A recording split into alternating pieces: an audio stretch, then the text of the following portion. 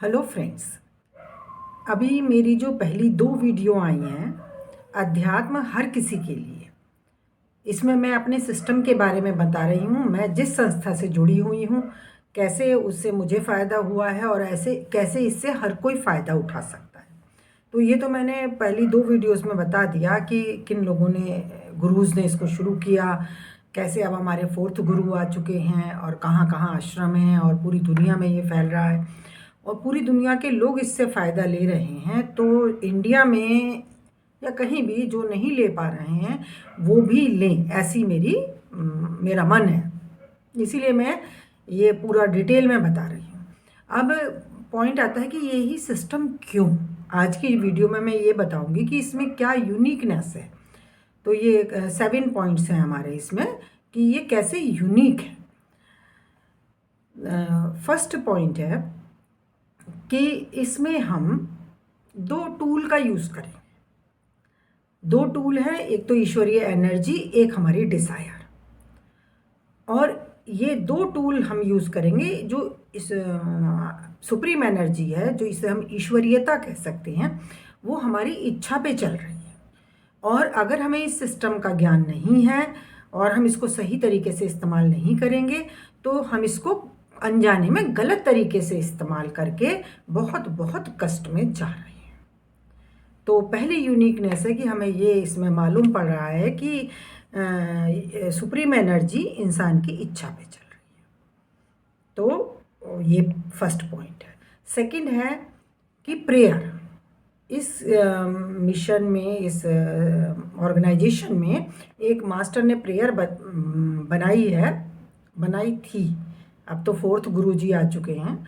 वो 1800 समथिंग में उन्होंने ये बनाई थी प्रेयर।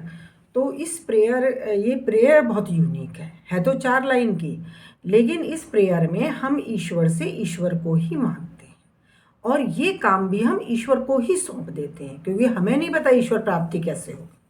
और ईश्वर प्राप्ति मतलब वो एनर्जी हमारे अंदर बढ़े, वो सुप्रीम एनर्जी हमारे अंदर बढ़ेगी, तभी हमारे अंदर का बैलेंस बनेगा और तभी हमारा जीवन बैलेंस में आएगा और हम दुखों को झेल पाएंगे या दुखों से मुक्ति पा सकते हैं। ये है इसमें। तो दूसरा इसका जो पॉइंट है वो है इसकी यूनिक प्रेयर। प्रेयर है, हे नाथ, तू ही मनुष्य जीवन का वास्तविक ध्येय है। हम अपनी इच्छाओं के गुलाम हैं जो हमारी उन्नति में बाधक है। तू ही एकमात्र ईश्वर एवं शक्ति है जो हमें उस लक्ष्य तक ले चल सकती है। तो इस प्रेयर को करके जब हम ईश्वर का ध्यान करते हैं तो हम ईश्वर से मांगने की गलतियों से बच जाते हैं। तो ये दूसरा पॉइंट था, क्योंकि कहीं भी हम जाते हैं जब पूजा प्रार्थना करने, तो हम चीज़ें मांगना शुरू कर देते हैं, ये काम हो जाए, वो काम हो जाए। तो उससे क्या होता है कि वो काम होगा या नहीं होगा वो तो अलग बात है, बट वो ईश्वरीय एनर्जी हम तक नहीं आ रही होती है, क्योंकि हम मांग ही नहीं रहे होते और उसके ना आने की वजह से हमारा इनर बैलेंस नहीं बन पाता है और ईश्वरीय कृपा भी हमें उतनी नहीं प्राप्त हो पाती है जितनी इस सिस्टम से होती है। ये मेरा पर्सनल एक्सपीरियंस है। तीसरी यूनिकनेस है इसमें सफाई, इनर सफाई, जो मुझे मेरे सिस्टम में कभी नहीं बताई गई थी पहले, कि जो जीवन का असर हमारे ऊपर रोज रोज जाता है, इससे इंसान बहुत जिद्दी, चिड़चिड़ा, लालची, ईर्ष्यालु, और ये एज की बात नहीं है, बहुत एजेड लोग भी इन सब चीज़ों से ग्रस्त हैं, बहुत परेशान हैं। और जितनी हमारी कंडीशन डाउन होती जाएगी उतना ही हमें बाहर से कष्ट आएगा। जैसा हम देख रहे हैं आजकल कि सास बहू का भी बहुत अति हो चुका है और मार पीट तक होती है, सास को भी मार लिया जाता है। तो जितनी जितनी हमारी कंडीशन, अंदर की कंडीशन कमज़ोर होगी, उतना ही हमारे ऊपर बाहर से टॉर्चर ज़्यादा आएगा, मन का या शरीर का। तो इसमें, इस सिस्टम में हम एक सफाई का सिस्टम फॉलो करते हैं कि हम बैठ जाते हैं शाम के समय या जब आपको कंफर्टेबल लगे और ऐसा सपोज करते हैं, ऐसा मानते हैं कि वो ईश्वरीय एनर्जी मेरे अंदर आ रही है और जो भी ठोस था, जो भी जीवन का असर, जो भी भारीपन मेरे अंदर है, जीवन का असर, अच्छाई बुराई नहीं। देखिए, अच्छाई भी दुख का कारण हो सकती है, ज़्यादा अच्छाई भी, ज़्यादा हर चीज़ तकलीफ़ दे हो सकती है। ये है। तो ये सफाई जो हम करते हैं, इससे हमारा मन जो हर समय विचारों से घिरा रहता है और बहुत बहुत एक एक बात को रिपीट करता रहता है, और हम अपने मन से बदल नहीं पाते हैं। जो हम चाहते हैं कि हमारे अंदर बुराई है, हम उससे भी दूर नहीं हो पाते हैं। तो इस सफाई के माध्यम से एक तो वो हमारे अंदर की जो ठोसता है, जो इकट्ठा है जीवन का असर, जिससे मैं किसी से दुश्मनी पाल लेता हूँ, ईर्ष्या करता रहता हूँ, वो दूर होती है। करते रहेंगे तो धीरे धीरे उसमें चेंजेस आते हैं। एक इसमें पॉइंट है कि ये सभी के लिए है। इससे हम वसुधैव कुटुंबकम वाली कंडीशन को प्राप्त कर सकते हैं और कर रहे हैं। जैसे ये ऑलरेडी ये सिस्टम 200 कंट्रीज से भी ज़्यादा में फैल चुका है, और हर धर्म, जाति या नेशनैलिटी या रेस के लोग इसको फॉलो कर रहे हैं। वो लोग भी जो ना हमारी भाषा जानते हैं, ना हमारी कल्चर जानते हैं, वो भी मीडिएटर के माध्यम से इसको समझ के इसको फॉलो कर रहे हैं और फ़ायदा उठा रहे हैं। तो इसका एक ये पॉइंट है, फोर्थ पॉइंट, कि ये सब किसी के लिए है। कोई भी कर सकता है बिना धर्म बदले। अधिकतर लोग धर्म बदलते हैं पहले, बाद में सिस्टम फॉलो करते हैं, लेकिन ये सिस्टम ऐसा है कि आप अपने धर्म में रहिए और इसको कर लीजिए। जैसे अगर हमें डॉक्टर से इलाज कराना होता है तो हम अपना धर्म नहीं बदलते हैं। हमें किसी और धर्म के टीचर से पढ़ना होता है तो हम अपना धर्म नहीं बदलते हैं। वैसे ही इसका भी हम ईश्वर, या आप जो भी कहें, आप जिस भी नाम से उसे पुकारें, उसका ध्यान करना है। मैं ईश्वर बोल रही हूँ, आप जो कहते हैं आप वो कह के उसका ध्यान कर सकते हैं, सफाई कर सकते हैं। तो एक ये फोर्थ पॉइंट है। एक फिफ्थ पॉइंट है कि ये फ्री है। इसमें कोई मेडिटेशन कराने का एक भी पैसा चार्ज नहीं किया जाता है, और इसकी पहुंच गांवों गांवों तक है, इंडिया में और बाहर कंट्रीज़ में भी। और नहीं है तो अगर आपकी इच्छा है तो आप नेट से सर्च कर सकते हैं SRCM या हार्टफुलनेस सिस्टम, और आपको वहाँ सब जानकारी मिल जाएगी। फ़ोन नंबर्स मिल जाएंगे, वहाँ से आप कांटेक्ट करके बात कर सकते हैं। तो ये फ्री है। और जो इसमें जो प्रिसेप्टर होते हैं या जो गुरुजी भी होते हैं, वो ग्रस्त लोग ही होते हैं, हम जैसे ही लोग होते हैं। उनका अपना कोई बिजनेस होता है, कोई कारोबार होता है, और वो फ्री ऑफ कॉस्ट इसमें काम कर रहे होते हैं। मुझे तो इसी से बड़ा मोटिवेशन मिला था कि जब मैंने देखा हमारे प्रिसेप्टर वो अपना काम भी करते हैं और दिन में कई कई लोगों को मेडिटेशन कराते हैं, संडे का मेडिटेशन कराते हैं, और बड़े डिवोटेड होकर काम करते हैं। तो मुझे लगा कि ये तो भाई कोई अद्भुत चीज़ है। बिना मतलब के तो इंसान किसी से 2 मिनट बात नहीं करता है आज की डेट में। तो ये है इसका कि ये फ्री है। एक ये पॉइंट है इसमें। और इसमें नेक्स्ट पॉइंट है कि इसमें कोई रेस्ट्रिक्शन नहीं है, कोई बाधा नहीं है, कोई रुकावट है। आप क्या खाते हैं, आप क्या धर्म फॉलो करते हैं, आप क्या पहनते हैं, इस बात से कोई मतलब नहीं है। बस मास्टर ने, हमारे जो गुरुजी थे, उन्होंने एक ही क्वालिटी चाहिए कि आपको ईश्वर प्राप्ति, ईश्वर में मिलन की इच्छा, बस एक ये चाहिए। तो कोई रेस्ट्रिक्शन नहीं है। बाकी जब आप ध्यान करना शुरू करेंगे और आपके लिए जो सही होगा वो आपको अंदर से ज्ञान आएगा, बाहर से नहीं। बाहर से नहीं कहेंगे ये मत खाइए, वो मत खाइए, ये मत पहनिए, बाहर से कोई कुछ नहीं कहेगा। बस आप ये ध्यान करिए, और उसके बाद जो भी ईश्वर को आपकी स्थिति के अनुसार जो आपसे करवाना होगा, वो अपने आप आपको अंदर से गाइडेंस देगा या करवा लेगा। ये मेरा पर्सनल अनुभव है कि ऐसा होता है। और जो फालतू हम कर रहे होते हैं वो भी छूट जाता है, वो भी हमें ज्ञान हो जाता है। क्योंकि आज की डेट में हम बहुत कष्टदायक चीज़ें करते रहते हैं और हमें कोई ज़्यादा फ़ायदा उससे मिलता नहीं है, जिसकी करने की ज़रूरत भी नहीं है। तो वैसे तो हम एक रत्ती अपने रीति रिवाज में चेंज करने को तैयार नहीं होते हैं।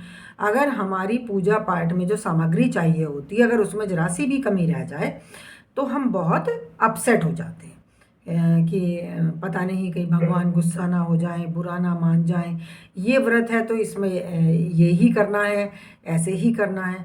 तो इस तरह की हम बहुत सारी चीज़ें करते हैं और हम बदलने को तैयार नहीं होते। लेकिन इस सिस्टम में आने के बाद जब हमारा अंदर से डेवलपमेंट होगा तो हमें चीज़ें समझ में आएंगी, और हम जो सही होगा वो हमसे करवा लिया जाएगा, और जो सही नहीं होगा वो हमसे अपने आप ही इनर ज्ञान से, अंदरूनी ज्ञान से हम उसे छोड़ देते हैं। तो ये है। और एक नेक्स्ट पॉइंट है गुरु। गुरु बहुत इम्पोर्टेंट है। गुरु सक्षम गुरु, समर्थ गुरु। देखिए, अगर आपको साइंस सीखनी है या इंग्लिश सीखनी है तो आप किसी को भी गुरु नहीं बना सकते। जिसको वो पढ़ाना अच्छे से आता है आप उसी को गुरु बनाएंगे। तो अध्यात्म में भी जो सक्षम है, जो समर्थ है, जो ईश्वर से कनेक्टेड है, उसी को गुरु बनाया जा सकता है, बनाना चाहिए।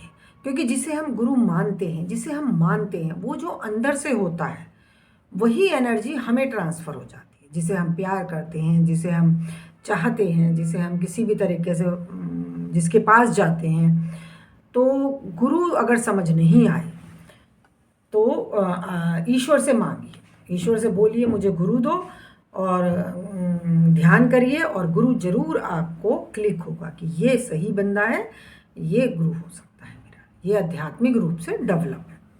तो ये आपको खुद ही अंदर से ज्ञान हो जाए गुरु का। तो ये इसमें एक पॉइंट है। और एक इसमें है पॉइंट प्राणाहुति, यूनिक सिस्टम है।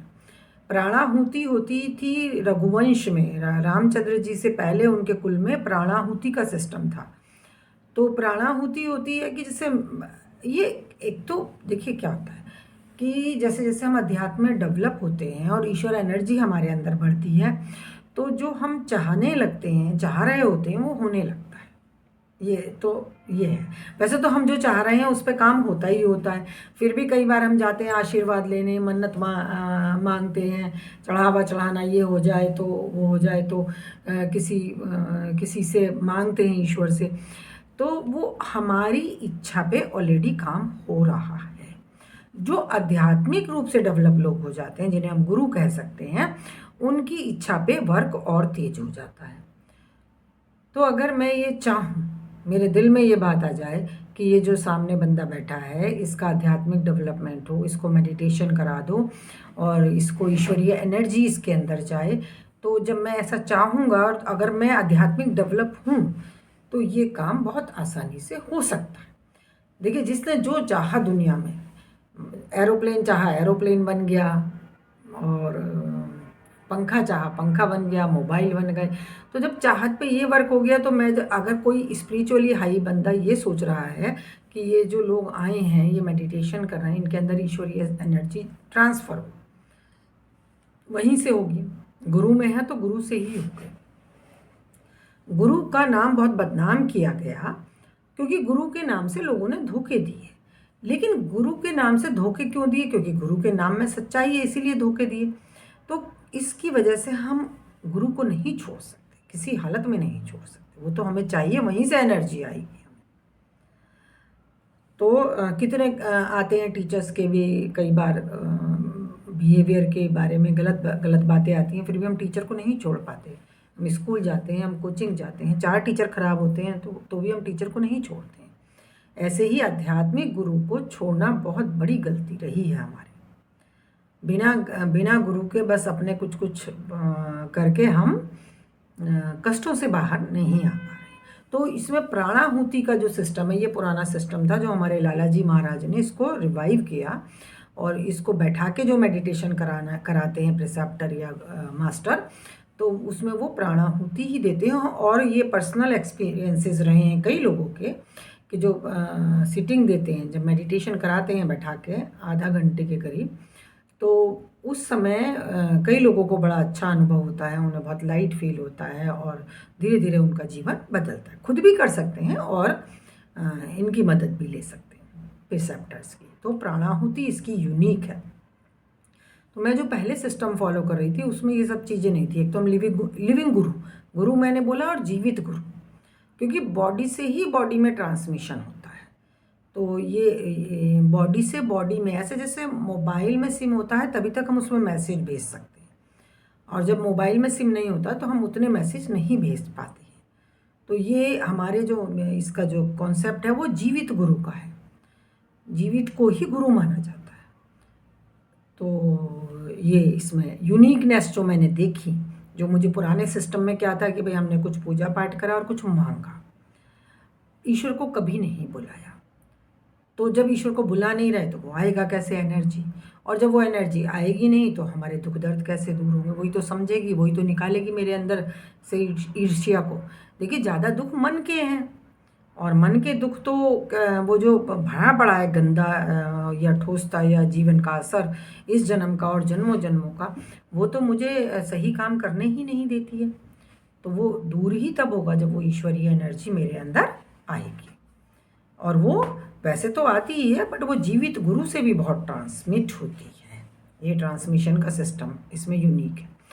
तो हमें कभी बताया ही नहीं गया था कि ईश्वर से ईश्वर को मांगना है, ईश्वर में मिलन मांगना है, जो हमारे ऋषि मुनियों का पुराना कॉन्सेप्ट रहा है ईश्वर में मिलन। तो वो हम छोड़ गए कि हम अरे कौन मिल के होगा क्या, यही नहीं पता ना। ये पता ही नहीं कि मरने के बाद मिलेंगे, मरने के बाद नहीं मिलेंगे। अभी एनर्जी बढ़नी शुरू हो जाएगी, और जैसे जैसे वो एनर्जी आपके अंदर बढ़ती जाएगी, आप स्वयं आप उसका स्वरूप बनने शुरू हो जाएंगे। फिर कोई आपको इतना टारगेट नहीं कर पाएगा। बहुत अद्भुत चीज़ है।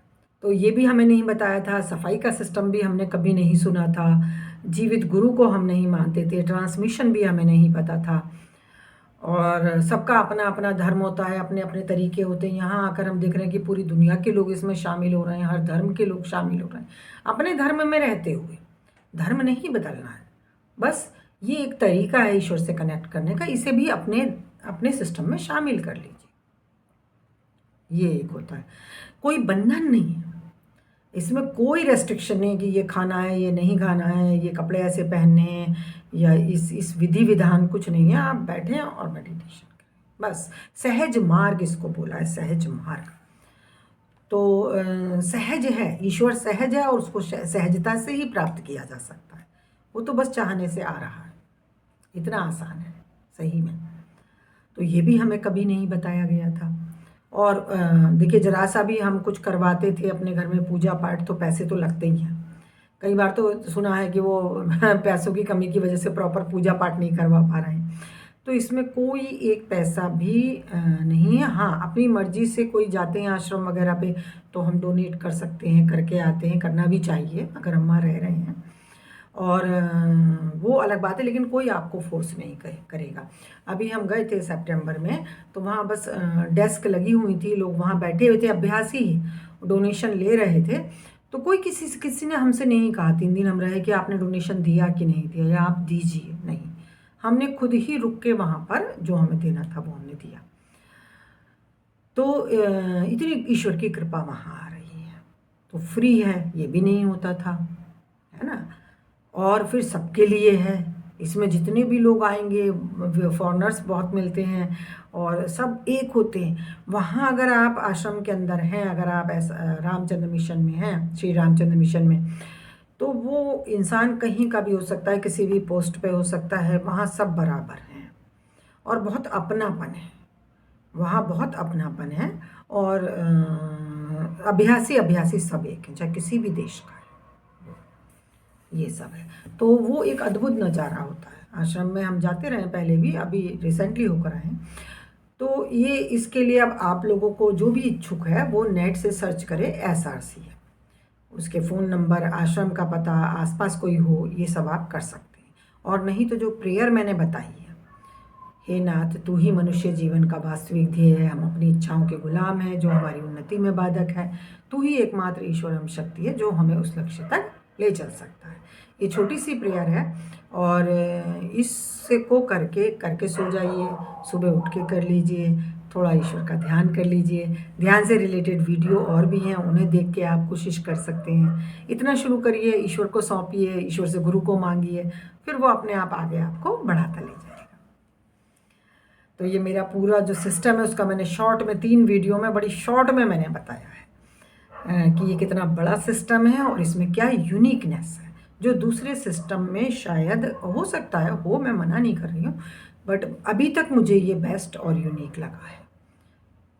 और वो क्यों, वो मैं आपको बता चुकी। अब मिलती हूँ नेक्स्ट वीडियो में।